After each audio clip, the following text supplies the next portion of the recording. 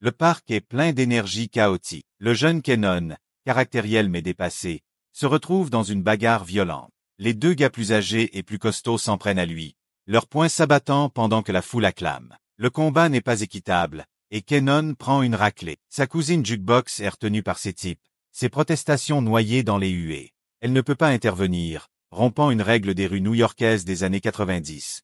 Quand un membre de la famille est dans une bagarre, toute la famille saute dans la mêlée. Mais aujourd'hui, Kenon est seul, humilié et meurtri. Kenon rentre précipitamment chez lui, les larmes coulant sur son visage. Là, il est accueilli par sa mère, Raquel Thomas, une femme de contradiction. Rack est à la fois une mère attentionnée et une reine de la drogue impitoyable, qui règne sur les rues de New York. Au lieu de réconforter Kenon avec des paroles apaisantes, Rack fait ce que ferait n'importe quelle mère respectable de South Jamaica. Elle lui donne une chaussette remplie de piles et le ramène au parc pour affronter ses bourreaux. Son message est clair. Aucun de ses fils ne se défilera devant un combat.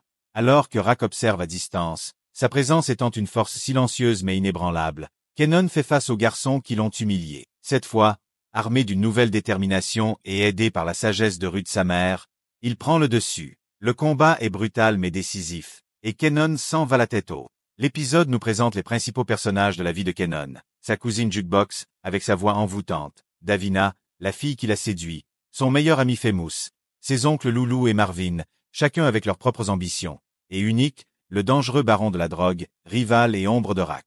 La romance bouillonne sous la surface, avec le classique cliché de la gentille fille veut le méchant garçon, qui se joue entre Kenon et Davina. Mais Rack renverse les rôles. Elle est la méchante, la reine des gangs, et son flirt avec Symphonie Bosquet, un charmant barman titulaire de master en urbanisme, ajoute une couche fascinante à son personnage. Symphonie est l'antithèse de tout ce que représente Rack, un gentil garçon avec un bel avenir, épargné par la violence de son monde. Leur dynamique est électrique. La famille Thomas est dépeinte comme une unité soudée mais dans un rare moment de calme avant la tempête, ils partagent un repas, riant et se taquinant comme n'importe quelle autre famille. Rack rayonne de fierté lorsqu'elle parle de l'opportunité de Kenon d'intégrer une prestigieuse nouvelle école, tandis que Jukebox révèle ses propres rêves contrariés, anéantis par son père, Marvin. La scène est subtile mais chargée, laissant présager les différents styles d'éducation de Rack et Marvin, ainsi que les avenirs qu'ils imaginent pour leurs enfants. Kenon est réticent au changement. L'idée de quitter ses amis pour une école d'élite le fait se sentir trahi. Ses inquiétudes pour la sécurité de sa mère et son avenir le tourmentent, et il supplie Rack de l'accepter dans son monde. Mais Rack refuse, bien qu'elle soit mise à l'épreuve quand Kenon agit, guidé par la loyauté et l'impulsivité. Tragiquement, lui et Dewey's tuent accidentellement Buck 20, le petit ami de Davina et l'un des hommes d'Unique. Les conséquences sont déchirantes. Kenon choqué et regrettant ses actes. Les conséquences sont immédiates. Rack doit faire face aux actes de son fils. Ses rôles de mère et de trafiquante de drogue entrent en collision, la rendant vulnérable. Unique saisit l'occasion pour prendre le contrôle, laissant peu de marge de manœuvre à Rack. Finalement, elle est confrontée à un choix qui définira son avenir et celui de Kenon. Une décision qui souligne la dure réalité de leur monde. Le matin débute par une scène presque normale. Rack cuisinant des crêpes, l'odeur du petit déjeuner emplissant l'air tandis que Kenon, à moitié endormi, entre dans la cuisine. Mais la conversation qui suit est loin d'être ordinaire. Entre deux bouchées, Rack enseigne à son fils l'art de rester discret, sa voix ferme mais urgente. Kenon, l'adolescent rebelle, hausse les épaules, impassible. Avoir tué Buck 20 ne semble pas le préoccuper, du moins pour le moment. Mais en sortant, la douille de balle vide au sol attire son attention, lui rappelant que ses actes ont des conséquences. Les rues n'oublient pas, et les gens non plus. Rack, toujours une longueur d'avance, décide elle-même de conduire Kenon à l'école. Bien que ce soit un geste simple, c'est une décision réfléchie dans son monde. Que ce soit en tant que reine de la drogue ou mère du quartier, Rack réussit lorsqu'elle est aux commandes. Le trajet en voiture se fait dans le silence, mais ses mots restent comme un avertissement. Garde les yeux ouverts. La peur te garde en vie. Aie peur. Mais c'est la règle numéro 1 pour survivre à South Jamaica. Les couloirs du lycée de Kenon sont loin d'être calmes. Le décès de Buck 20, le gangster autoproclamé du quartier, a choqué les étudiants. Quand le roi tombe, les reines se battent, et Davina, la petite amie endeuillée de Buck 20, n'échappe pas à la règle. Elle affronte Tiffany, la maîtresse de Buck 20, dans une bagarre brutale et fascinante. Et la foule acclame Davina qui porte un crochet digne d'un boxeur. Kenon, l'opportuniste, saisit l'occasion de réconforter Davina dans le bureau du directeur. D'un visage impassible, il lui présente ses condoléances d'une voix douce mais creuse. Cependant, on ne sait pas si Davina croit en son stratagème, mais sa mère, elle, n'est pas due. Elle fait irruption dans l'école, furieuse, et emmène Davina de là avant que Kenon ne puisse agir. La tension entre la mère et la fille est palpable. Kenon et son équipe observent Davina et sa mère partie. Famous, le joker du groupe, ne peut s'empêcher de faire une blague, surnommant Davina la championne. C'est un moment de légèreté, mais le silence de Kenon en dit long. Rack fait face à de nombreux problèmes. Perdre du terrain face à Unique est déjà difficile, mais avoir une cible sur le dos de son fils est encore plus dangereux. Elle rencontre ses frères, Loulou et Marvin, pour établir une stratégie, mais leur réunion tourne au chaos. Marvin, toujours imprévisible, suggère d'organiser une fête, ce qui frustre encore plus Rack et Loulou. Il est clair que Rack et Loulou sont sur la même longueur d'onde, contrairement à Marvin. Le prochain mouvement de Rack l'amène au cimetière, où elle rencontre Unique pour une conversation tendue. Le cadre est approprié car la mort est palpable alors qu'Unique fait savoir qu'il n'est pas responsable de ce qui arrivera à Kenon. Le titre de l'épisode, Récolter et semer, fait écho à leur échange. Quelqu'un doit payer pour la mort de Buck 20, et Rack est déterminé à ce que ce ne soit pas son fils. Sa résolution est inébranlable, sa loyauté envers Kenon aussi. Mais la loyauté a un prix dans ce monde. Alors que la nuit tombe, les pièces du plan de Rack s'emboîtent les unes après les autres. Elle donne à Kenon la permission d'avoir des amis chez lui, allant même jusqu'à lui suggérer d'inviter des Wiz pour regarder New Jack City. Cependant, avant que des Wiz ne puissent se rendre chez Kenon, Loulou l'intercepte, lui promettant la meilleure soirée de sa vie lors d'une fête. Le mensonge est fluide, mais les présages sont lourds de sens. Quelque chose de mal est sur le point de se produire, et des Wiz foncent droit dedans. Tandis qu'il attendait des Wiz, Kenon a vu Davina descendre la rue en poussant une poussette avec sa petite sœur dedans. Cette image contrastait avec la jeune fille qui lançait des coups de poing dans les couloirs de l'école. Elle a dit à Kenon son indignation face au mépris du journal local envers la vie de Buck 20, la voix tremblante de colère. Elle l'a regardé droit dans les yeux et lui a posé la question qu'il redoutait. « Étais-tu impliqué dans tout ça ?» Kenon a répondu calmement. « Ce n'est que du bruit, a-t-il dit, son mensonge sortant de sa bouche comme du miel. » L'épisode devient plus sombre quand le détective Malcolm Howard passe à l'action. Howard est un homme avec son propre agenda. Il rend visite à Unique, et de manière choquante, Unique balance Rack.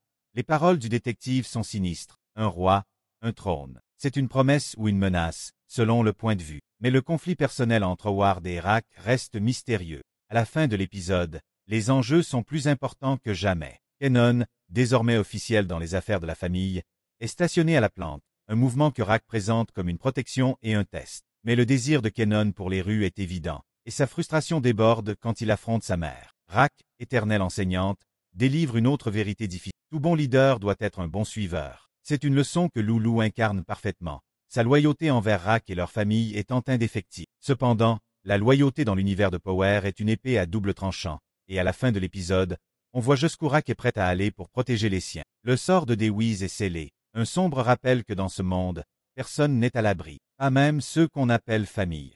Dans l'épisode 3, la police a commencé à serrer la vis dans le quartier après la découverte récente de jeunes corps sans vie. Mais seuls les coins de rue de Rack subissent les conséquences, à cause du détective Malcolm Howard. En raison de cette pression sur le quartier, Rack rencontre des problèmes avec le fournisseur Dean, qui menace de résilier leur arrangement si la police continue ses visites fréquentes. Chose encore plus troublante, on découvre que le détective Howard est atteint de leucémie et lutte contre la mort. Sa seule chance de survie serait une greffe de moelle osseuse. Mais le hic, c'est qu'il n'a quasiment pas de famille et que ses rares cousins ne l'apprécient guère et ne sont pas compatibles. Malgré ses erreurs juvéniles, Kenan ne peut s'empêcher de voir Davina rôder près de la planque et d'aller lui parler. Mais Davina, native du Southside, n'est pas dupe et reconnaît immédiatement la nature du lieu. Pendant ce temps, Rack a su tisser des liens avec l'un des hommes de Dean, lui permettant d'obtenir des informations sur la prochaine livraison destinée à Unique. Elle n'a pas hésité à transmettre ces précieuses informations au détective Howard, qui, bien qu'initialement acquis à la cause d'Unique, se voit contraint par son supérieur de mener une opération d'envergure. Bien malgré lui, le détective n'a d'autre choix que de suivre cette piste et d'arrêter les hommes d'Unique. Crown Camacho possède un studio et dirige le label Bulletproof Records. Loulou et Jessica débarquent dans le studio, car Loulou vient apporter de la poudre à Crown. On voit que Loulou connaît un peu les lieux, et Loulou dit que son père faisait autrefois des enregistrements, et qu'il se tient au courant en lisant des magazines. Jessica voit aussi en Crown un moyen d'aider son petit frère Famous à percer. Malgré le fait que Kenan et Marvin sachent pertinemment que Rack s'opposerait à 100% à ce qu'ils vendent de la drogue, Kenan a réussi à convaincre Marvin de le laisser se lancer dans ce commerce. Parallèlement, Jukebox a donné quelques conseils à Kenan sur la revente. De son côté, Jessica commence à remplir la tête de Loulou sur l'idée de se légaliser et d'utiliser l'argent qu'il a pour se lancer dans la musique. Après avoir fait de l'argent en vendant de la drogue, Kenan a rendu visite à Davina pour lui apporter des choses dont elle aurait besoin, pour elle et sa sœur. Kenan a finalement embrassé Davina, et à la fin de l'épisode 3, il y a eu une descente de police chez les hommes de Nick alors qu'ils attendaient leur livraison. Kenan et Rack ont également passé du temps avec la mère de Dewey, sans que ni l'un ni l'autre ne sache que c'est Rack qui est responsable de la mort de Dewey. On ouvre l'épisode 4 avec une scène de violence extrême alors que le chef de gang, Unique, règle ses comptes avec sa propre équipe. Selon lui, l'un de ses hommes de confiance a permis à la police de les surprendre, étant donné qu'il était défoncé. Unique décide donc d'en faire un exemple. Pourtant, ce gars était son ami d'enfance. Dans le même temps, Dean refuse désormais de faire des livraisons pour Rack ou Unique, ce qui commence à assécher les rues. De son côté, Rack harcèle Kenan pour qu'il maintienne ses bonnes notes à l'école. Quand elle voit que celle-ci baisse, elle le sort de la planque et du business et l'inscrit dans un cours du samedi donné par Symphonie. Pendant ce temps, Famous commence à travailler avec Crown Camacho sur sa musique, grâce à sa sœur Jessica, ce que Loulou ne voit pas d'un bon œil. Davina se voit proposer par Unique d'aider sa mère droguée et la placer dans un bon centre de réadaptation, en échange d'un petit service, obtenir des informations sur la cachette de la famille Thomas, Unique sachant que Davina est proche de Kenan. Davina accepte, mais à la condition qu'il n'arrive rien à Kenan. Marvin est chargé de déplacer tout l'argent de la cachette vers le nouveau local au supermarché.